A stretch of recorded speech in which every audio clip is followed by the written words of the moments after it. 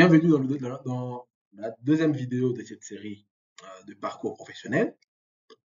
Aujourd'hui, nous parlerons plutôt de l'introduction à ADDS. Et dans cette introduction à l'ADDS, on parlera des concepts. Donc, le concept, c'est quoi un Active Directory Domain Services et ses services. Donc, quels sont les services qui viennent s'englober. Donc, en gros, l'ADDS a, dans sa définition, euh, c'est une base de données. C'est une base de données dans laquelle on vient enregistrer des objets, donc des objets qui peuvent être des ordinateurs, des utilisateurs, de groupes des utilisateurs ou de groupes des ordinateurs. Et cette base de données nous permet à centraliser les identités. Les identités, c'est le groupe d'utilisateurs, bah, c'est pas des groupes d'utilisateurs, mais plutôt c'est le nom d'utilisateur, le mot de passe, donc des identités numériques d'un utilisateur. Maintenant, comme nous devons parler de ce concept d'Active Directory, on doit garder en esprit qu'un Active Directory est composé de deux composants, est composé de deux composants, est composé de la partie logique et la partie physique. Dans la partie logique, nous avons toute une liste des composants, donc des composants logiques qui sont la partition, donc une partition, le schéma, le domaine, l'arbre de domaine, les forêts, le site, des unités d'organisation, les containers. Dans la partie physique, c'est la partie contrôleur de domaine, magasin des données, serveur catalogue global et ce qu'on appelle le RODC. Le RODC, c'est le Read Only Domain Controller. Si nous devons entrer en détail pour chaque élément mentionné.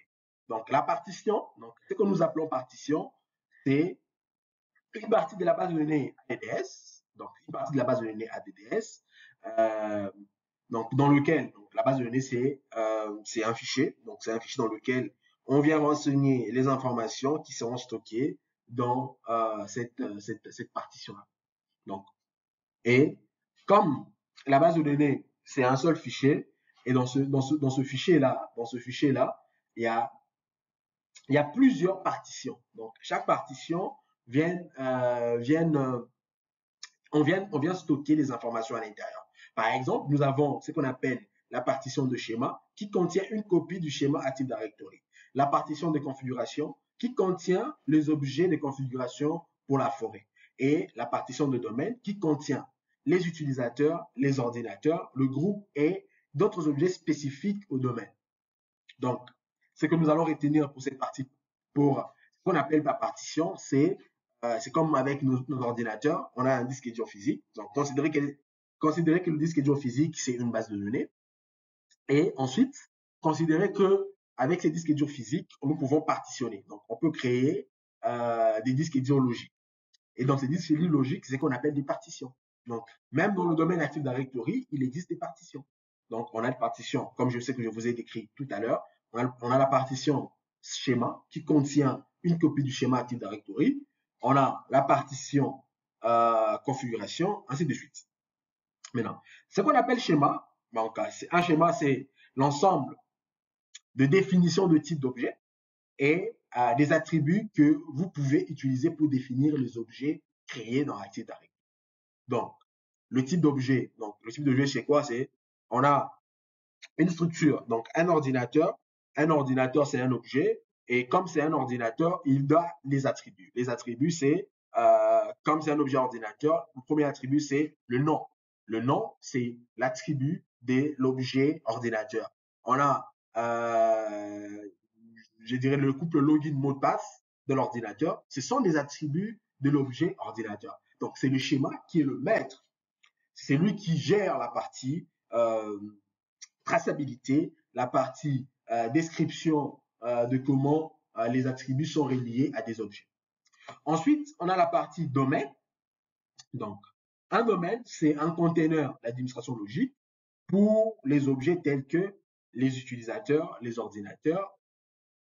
Et un domaine est associé à une partition spécifique que vous pouvez organiser vous pouvez organiser le domaine avec des relations parents-enfants avec d'autres domaines. Donc ici, le domaine, je dirais que c'est une identité. Donc c'est une identité d'une entreprise. Donc on peut dire que j'ai une entreprise appelée euh, contoso.com. Cette entreprise contoso.com a une identité logique du domaine qu'on appelle domaine contoso.com. Qui, dans ce domaine-là, on retrouve les utilisateurs, qui peut être, c'est pas Héritier Candolo, qui est un utilisateur du domaine cantoso.com. Et on peut avoir d'autres objets tels que les ordinateurs, ainsi de suite. Et cette partie domaine est stockée dans la partition domaine. Ensuite, nous avons ce qu'on appelle l'arbre de domaine. L'arbre de domaine, c'est l'arborescence de domaine. Et donc, c'est une collection hiérarchique de domaines qui partagent un nom racine commun et un espace de nom DNS. Ça signifie quoi? Ça signifie on peut avoir un domaine contoso.com. Dans ce domaine contoso.com, on a un sous-domaine. Donc, on a un autre domaine qui est enfant de ce domaine-là, qui peut se faire appeler admin.contoso.com. Ensuite, nous avons la partie forêt. Donc, une forêt est un regroupement de un ou de plusieurs domaines qui, qui ont une racine ADDS commune. Donc, un schéma commun et un catalogue global commun. Donc, en gros, on dira que le premier ordinateur ou le premier contrôleur de domaine sur lequel on vient déployer un Active Directory, c'est sur cet ordinateur-là. À partir de cette action de déploiement ou promouvoir un ordinateur contrôleur de domaine, automatiquement, cette action nous permet de créer une forêt et de créer un domaine associé. C'est un composant logique qui nous permet de structurer notre entreprise à des succursales, à des HQ, sur base de villes, sur base de ce que vous avez. Donc, structurer vos sites au sein d'Active Directory. Ensuite, nous avons ce qu'on appelle l'OU, donc l'OU pour dire unité d'organisation, qui est un objet container pour les utilisateurs, le groupe, les ordinateurs, afin de couvrir, afin de le quadriller et faciliter ce qu'on appelle la délégation de droits administratifs et l'administration en lien avec des objets de stratégie de groupe, ce qu'on appelle le GPO. Ensuite, nous avons, pour la partie logique, nous terminerons avec les containers. Un container, c'est un objet qui fournit une infrastructure organisationnelle à l'aide, en utilisant plutôt, ou à l'aide, ou en utilisant, ou on l'utilise dans un Active Directory. Et vous pouvez utiliser ces containers par défaut et vous pouvez créer notre conteneur personnalisé. Mais attention, on ne peut pas lier une GPO à un conteneur. Donc, plus loin, lorsqu'on parlera de stratégie des groupes, on va plus s'altérer sur ce problématique de ne pas pouvoir être capable d'appliquer une GPO sur un conteneur. Maintenant, ce qu'on appelle les composants physiques, ici, ce sont des composants, je dirais, qui sont des composants tangibles, donc on peut palper, ils sont tangibles. Donc, ici, tangible dans le monde réel, ce qu'on peut palper. Entre autres, on a un contrôleur de domaine. Un contrôleur de domaine, c'est un ordinateur, c'est un serveur qui contient une copie de la base de données Active Directory. Donc, un contrôleur de domaine, c'est un ordinateur qui contient la copie de la base de données Active Directory. Et la plupart des opérations peut être traitées par un contrôleur de domaine, entre autres, appliquer les modifications, donc les modifications des objets, on l'effectue sur le contrôleur de domaine. Et la réplication vers les autres contrôleurs de domaine du domaine.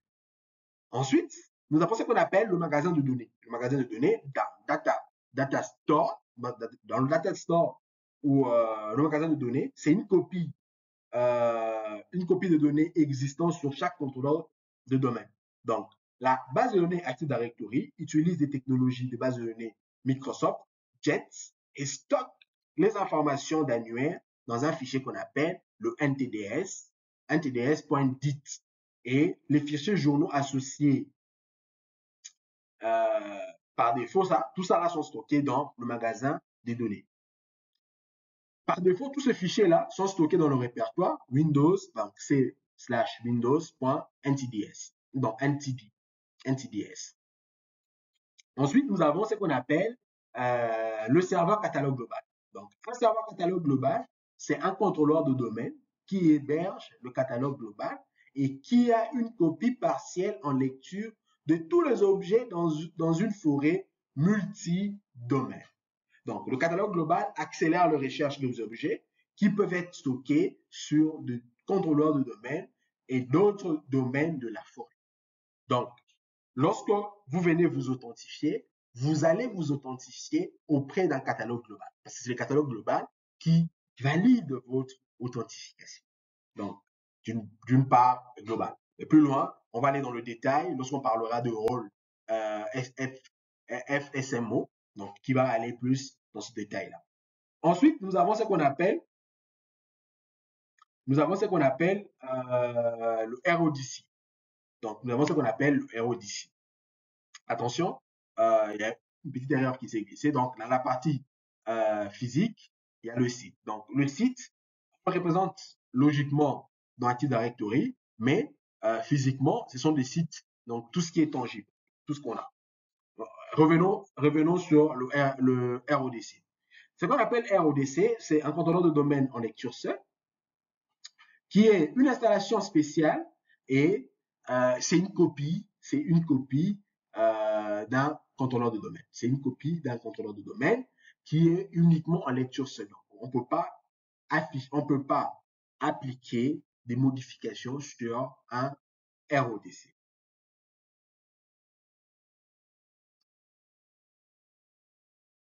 Maintenant, lorsqu'on parle de forêt et lorsqu'on parle de domaine,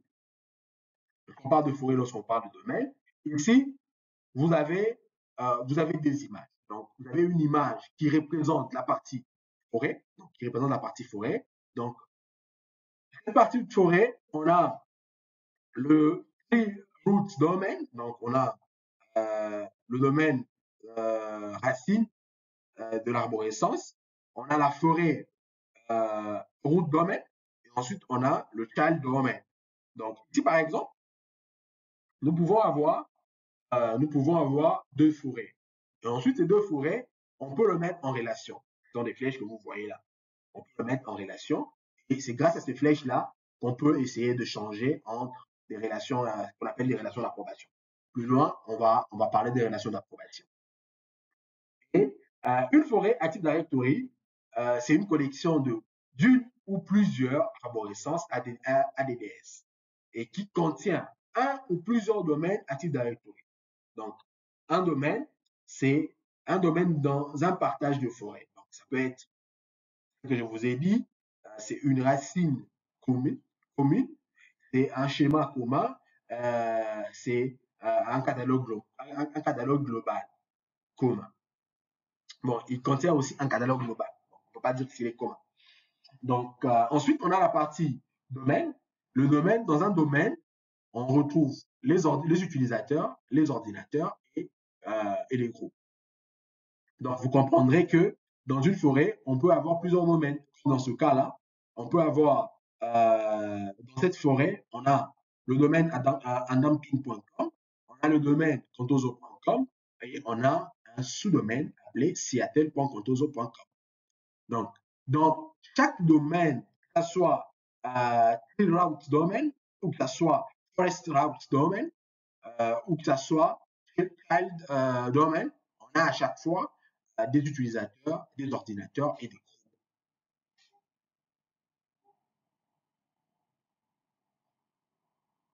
Donc, pour revenir rapidement sur les forêts, à retenir, une forêt est un conteneur à niveau supérieur dans Active Directory. Et chaque forêt est un regroupement d'un ou plusieurs arborescences de domaines qui partagent un schéma des répertoires communs, un catalogue global commun. Donc, une arborescence de domaines est un regroupement d'un ou plusieurs domaines qui partagent un espace de nom contigu. donc qui partagent un espace de nom contigu. Donc, c'est que vous pouvez voir comme ce qui est décrit sur le graphe, donc l'image, sur l'image. Maintenant, à retenir dans la partie domaine, donc un domaine Active Directory. Un domaine Active Directory, c'est un conteneur logique qui est là pour gérer les utilisateurs, les ordinateurs, les groupes et d'autres objets. Donc, la base de données Active Directory sont stockées, stocke tous les objets du domaine. Donc, dans la base de données NTDS, on retrouve tous ces enregistrements-là, catégorisés utilisateurs, ordinateurs et groupes, qui sont stockés dans une base de données. Et chaque catalogue global ou chaque contrôleur de domaine a une copie de cette base de données. A une copie de cette base de données.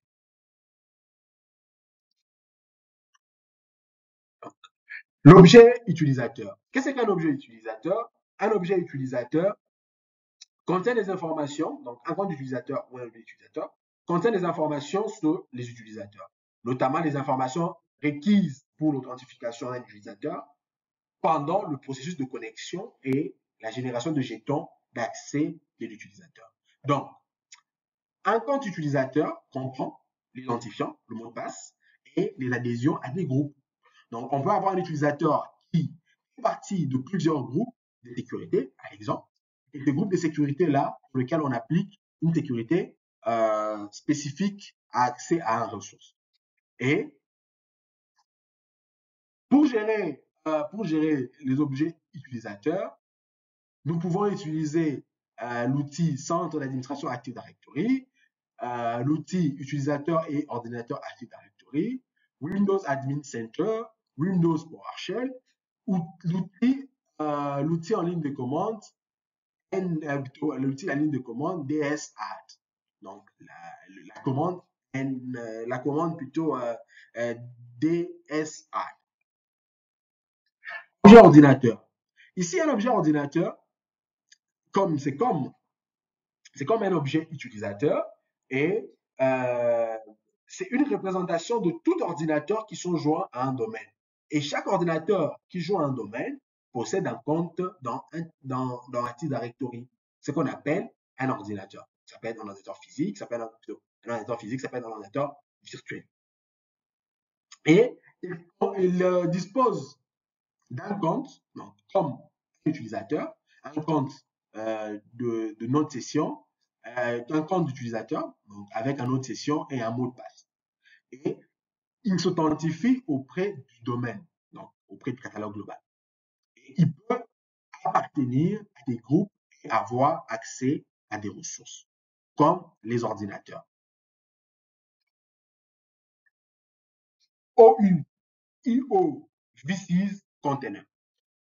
Ici, lorsque vous regardez la capture d'écran que vous voyez à votre gauche, vous avez une structure de domaine contoso.com qui contient des unités d'organisation. Et les unités d'organisation sont là pour nous aider à rendre plus flexible et à optimiser notre gestion.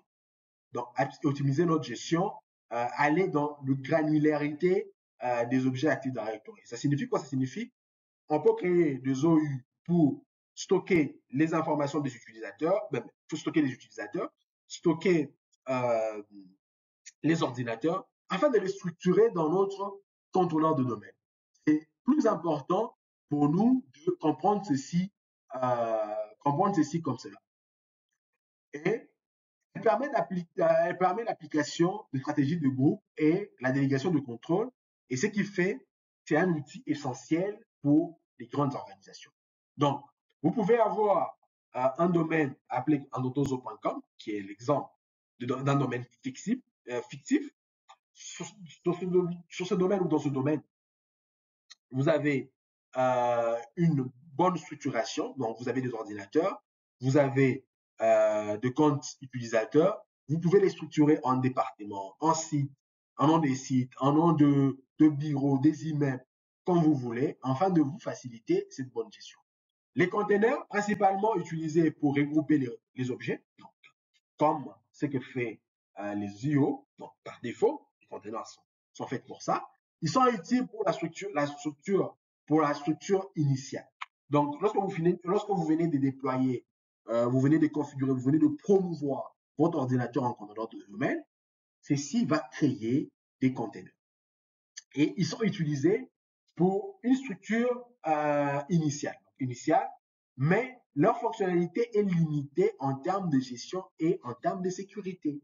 Donc, on peut pas et on peut jamais appliquer des GPO sur des containers. Mais comment découvrir ou comment savoir si c'est un container, si c'est une GPO? À la différence, vous verrez, un container au niveau de l'icône ressemble à un dossier, à un icône des dossiers. Et une unité d'organisation est représentée comme ceci. Donc, comme ce que vous voyez à l'exemple, développement, l'icône là représente l'icône d'une unité d'organisation appelée développement. Merci et à bientôt.